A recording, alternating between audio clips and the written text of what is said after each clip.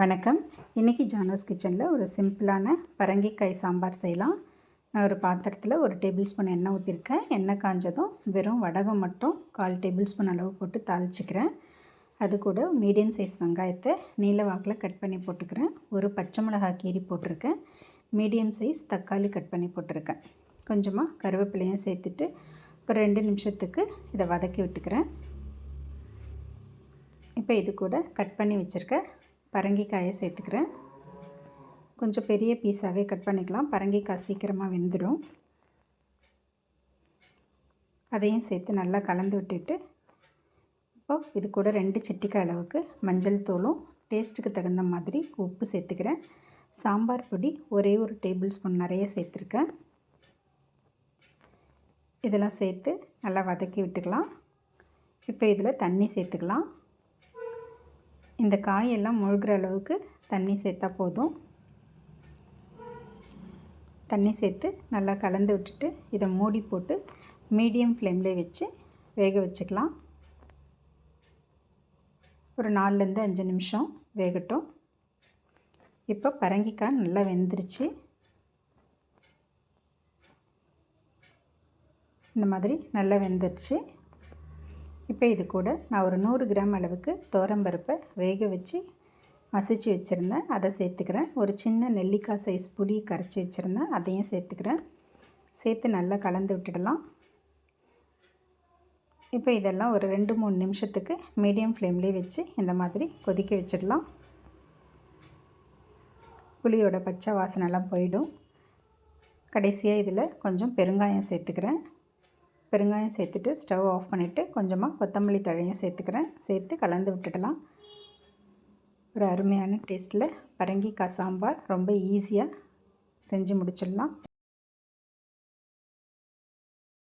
பலாக்கொட்டை வறுவல் செய்யலாம்.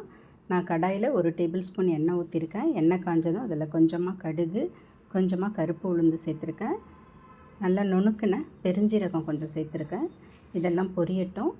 இப்போ இது கூட சின்னதாக ஒரு வெங்காயமும் சின்னதாக ஒரு தக்காளியும் பொடி பொடியாக கட் பண்ணி போட்டிருக்கேன். கொஞ்சமாக கருவேப்பிலையும் சேர்த்துக்கிட்டு இது கூடவே 1/2 டீஸ்பூன் அளவுக்கு இஞ்சி பூண்டு பேஸ்ட் சேர்த்துருக்கேன். சேர்த்து இதெல்லாம் ஒரு 2 நிமிஷத்துக்கு வதக்கி விட்டுக்கலாம். இப்போ இது கூட தோல் எடுத்து வச்சுருந்த பலாக்கொட்டையை சேர்த்துக்கிறேன். இந்த மாதிரி பாதி பாதியாக கட் பண்ணி வச்சுருந்தேன், அதையும் சேர்த்து ஒரு 2-3 நிமிஷத்துக்கு இந்த மாதிரி வதக்கி விட்டுக்கிறேன். இப்போ இதில் 2 சிட்டிக்கு மஞ்சள் தூளும் டேஸ்ட்டுக்கு தகுந்த மாதிரி உப்பும் சேர்த்துக்கலாம். சேர்த்துட்டு நல்லா கலந்து விட்டுறேன். இந்த மாதிரி கலந்து விட்டுட்டு ஸ்டவ்வை லோ டு மீடியம் ஃப்ளேம்லேயே வச்சு இதை ஒரு 2-3 நிமிஷத்துக்கு அப்படியே மூடி வச்சிடலாம். இப்போ 3 நிமிஷம் கழித்து திறந்துட்டு ஒரு தடவை கலந்து கொடுத்துட்றேன். இப்போ இதில் காரம் சேர்த்துக்கலாம். நான் காரத்துக்காக சாம்பார் பொடி தான் எடுத்திருக்கேன். 3/4 டேபிள் ஸ்பூன் அளவுக்கு சாம்பார் பொடி சேர்த்துருக்கேன். இந்த காரமே போதும். சேர்த்துட்டு நல்லா கலந்து விட்டுடுறேன். இப்போ இந்த பலாக்கொட்டை வேகிறதுக்காக தண்ணி சேர்த்துக்கலாம். நான் இதில் கொஞ்சமாக தான் தண்ணி சேர்த்துருக்கேன். இந்த பலாக்கொட்டை முழுகிற அளவுக்கு தண்ணி சேர்த்துருக்கேன். தண்ணி சேர்த்து நல்லா கலந்து விட்டுட்டு ஸ்டவ்வை லோ டு மீடியம் ஃப்ளேம்லேயே வச்சு இதை நல்லா மூடி போட்டு இதை வேக வச்சுக்கணும். இப்போ பலாக்கொட்டை நல்லா வெந்துருச்சு. திறந்துட்டு நல்லா கிளறி கொடுத்துக்கலாம்.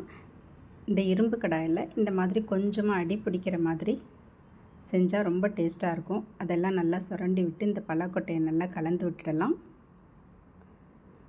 இப்போ பலாக்கொட்டை வெந்துருச்சான்னு செக் பண்ணிக்கலாம். இப்போ நல்லா வெந்துருச்சு. இது ஒரு தடவை நல்லா கலந்து கொடுத்துட்டு ஸ்டவ்வை லோ ஃப்ளேம்லேயே வச்சுட்டு இதை நல்லா செவக்க விட்டுடலாம். கடைசியாக கொஞ்சமாக கொத்தமல்லியும் கருவேப்பிலையும் சேர்த்துக்கிறேன்.